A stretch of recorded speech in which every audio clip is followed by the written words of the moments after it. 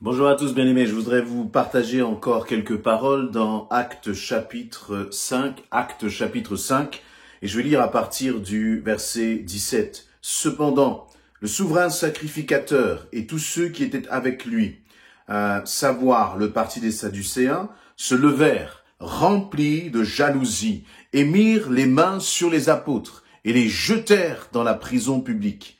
Mais un ange, verset 19, mais un ange du Seigneur, ayant ouvert pendant la nuit les portes de la prison, les fit sortir et leur dit, « Allez, tenez-vous dans le temple et annoncez au peuple toutes les paroles de cette vie. » Ayant entendu cela, ils entrèrent dès le matin dans le temple et se mirent à enseigner. Le souverain sacrificateur et ceux qui étaient avec lui étant survenus, ils convoquèrent le Sanhédrin et tous les anciens des fils d'Israël, et ils envoyèrent chercher les apôtres à la prison. Les huissiers, à leur arrivée, ne les trouvèrent point dans la prison. Ils s'en retournèrent et firent leur rapport en disant « Nous avons trouvé la prison soigneusement fermée, et les gardes qui étaient devant les portes, mais après avoir ouvert, nous n'avons trouvé personne dedans. » Amen. Voilà encore là où nous nous trouvons dans un temps, dans une période où le Saint-Esprit agissait puissamment à travers les apôtres. Les miracles, les prodiges, les conversions se multipliaient à tel point que les adversaires de Jésus-Christ, redoublait de stratagèmes dans le domaine de la persécution. Et là, il nous est dit que justement, le souverain sacrificateur, avec le parti des Sadducéens, donc des partis des chefs religieux qui étaient opposés à la propagation de l'évangile, ont fait saisir les apôtres parce qu'ils étaient jaloux et les ont fait jeter en prison. Mais là, dans cette prison, un ange de l'Éternel est venu, et cet ange, pendant la nuit, a ouvert les portes de la prison afin que les apôtres puissent partir libres. Plus exactement, l'objectif, ce n'était pas tant que les apôtres soient libres, mais l'objectif, c'est que la parole de Dieu ne soit pas arrêtée. Et donc, cet ange, au milieu de la nuit, va ouvrir les portes, libérer les apôtres, et il va leur donner cette instruction, verset 20, « Allez, tenez-vous dans le temple et annoncez au peuple toutes les paroles de cette vie. Amen. » Et au verset 21, il nous est dit, ayant entendu cela, ils entrèrent dès le matin dans le temple et se mirent à enseigner. Et puis là, ensuite, les sacrificateurs, le souverain sacrificateur va envoyer des hommes pour justement récupérer les apôtres dans la prison et les amener, les convoquer devant eux. Mais surprise, lorsque ces sacrificateurs, lorsque ces religieux sont arrivés dans la prison, les apôtres n'étaient déjà plus là, ils étaient déjà partis. Il nous est dit que les portes étaient soigneusement fermées, mais les gardes, et même les gardes étaient encore devant les portes, sauf que les prisonniers, les apôtres, n'étaient plus dans la prison. Et j'aime ce passage parce qu'il nous encourage. Il nous montre à quel point, rien ne peut arrêter la parole de Dieu. Rien ne peut arrêter et stopper les plans de Dieu dans ta vie, dans ma vie. Mais nous voyons combien, les apôtres avaient cette caractéristique d'être des hommes consacrés, des hommes qui, justement, avaient renoncé à leur propre vie. Vous imaginez, vous proclamez l'évangile, vous parlez de l'évangile, et puis parce que vous parlez de l'évangile, vous perdez votre travail, ou parce que vous parlez de l'évangile, vous perdez votre famille, vous vous retrouvez rejeté de tous. Imaginez que vous commencez à parler de l'évangile, et puis, vous devenez la risée des autres. Vous êtes pointé du doigt. Qu'auriez-vous fait? Qu'aurais-je fait dans une telle situation? Est-ce que nous serions rentrés dans les rangs, nous serions conformés à ce siècle présent, nous serions conformés à la mentalité de ce monde? En tout cas, les apôtres, la première chose qu'ils ont fait, regardez bien ce qu'il est écrit, il nous est dit, ayant entendu cela, ils entrèrent dès le matin dans le temple, c'est-à-dire qu'ils ont été saisis pendant la nuit, libérés pendant la nuit de la prison, dès le matin. Je les imagine là, à venir les tout premiers, avant même peut-être tous les religieux qui étaient là dans le temple, dans la synagogue, avant même que tout cela soit présent,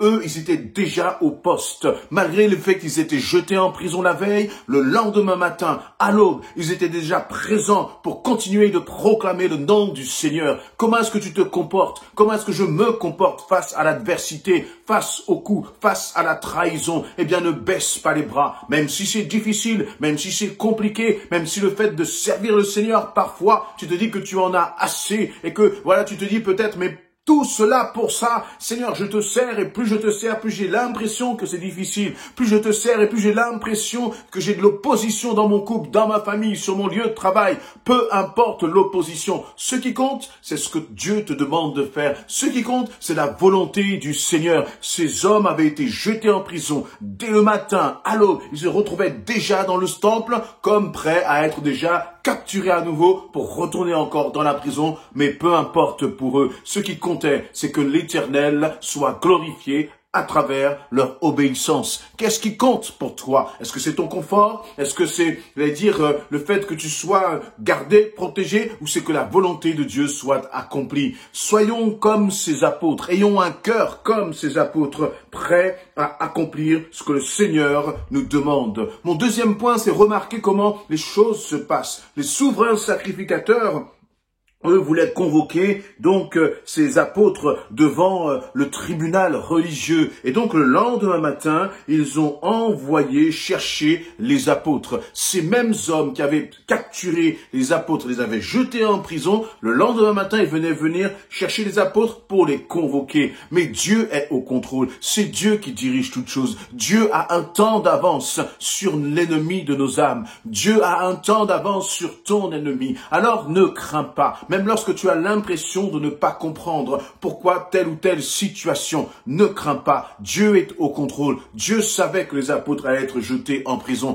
Dieu savait aussi que le lendemain, une cohorte allait venir chercher ces apôtres pour les amener devant un tribunal. Mais Dieu avait un autre plan. Dieu avait un autre objectif. Et que ce soit dans la prison ou à l'extérieur, que ce soit dans des difficultés ou dans ta famille, sur ton lieu de travail, toute chose va concourir au bien de ceux qui aiment Dieu. Toute chose va concourir à ton bien si tu t'accroches à Christ. Voyez, notre Dieu est celui qui utilise les circonstances en sa faveur. Les circonstances, il les a déjà anticipées. Il sait déjà ce qui va se passer. Dieu n'est pas surpris. Alors toi, ne sois pas inquiété parce que tu dois réaliser, je dois réaliser que même lorsque ça ne va pas, même lorsque momentanément là, on passe par une période qui est compliquée, une période qui est difficile, une période où on a l'impression que tout nous échappe, rien n'échappe au Seigneur. Très certainement d'ailleurs que les disciples se sont posés ces questions. Eux qui avaient cette faim, cette soif de proclamer l'évangile, voilà qu'ils se retrouvent en prison, entre quatre murs, enfermés, empêchés de parler de la bonne nouvelle de Jésus-Christ, empêchés de répandre la bonne nouvelle. Alors peut-être qu'ils se sont dit, mais Seigneur, tu nous as demandé d'aller de faire des nations des disciples, et nous voici enfermés entre quatre murs. Comment pouvons-nous faire ta volonté? Mais tu n'as pas besoin de te demander le comment. Tu as simplement besoin de faire confiance au Seigneur et tu verras qu'il t'utilisera pour agir avec puissance et avec autorité. Dieu t'utilisera. Dieu a utilisé les apôtres dans toutes les circonstances, dans la prison ou en dehors de la prison, quelles que soient les circonstances, Dieu n'est pas limité par cela. Dieu n'est pas, sa volonté n'est pas arrêtée. Alors, dans notre tête, dans notre mentalité, dans notre façon de penser, ne limitons pas notre Dieu, mais au contraire, proclamons que Dieu sera vainqueur, quoi qu'il se passe, en dehors de la prison ou dans la prison, en dehors de tes circonstances ou dans tes épreuves. Dieu fera toujours la différence si nous lui faisons pleinement confiance. Alors, soyons confiants dans notre Seigneur, croyons encore au miracle. Est-ce que tu crois toujours dans le miracle? Dans cette nuit, au milieu de cette nuit, il fallait que les apôtres croient encore au miracle. Et toi, où en es-tu? Est-ce que tu as baissé les bras? Est-ce que tu es découragé? Ou est-ce que tu t'attends encore avec espérance? Est-ce que tu t'attends encore avec assurance à ce que Dieu manifeste sa gloire? Et il le fera si toi tu restes fidèle. Dieu de toute façon, lui, est fidèle et il agira dans le nom précieux de Jésus-Christ.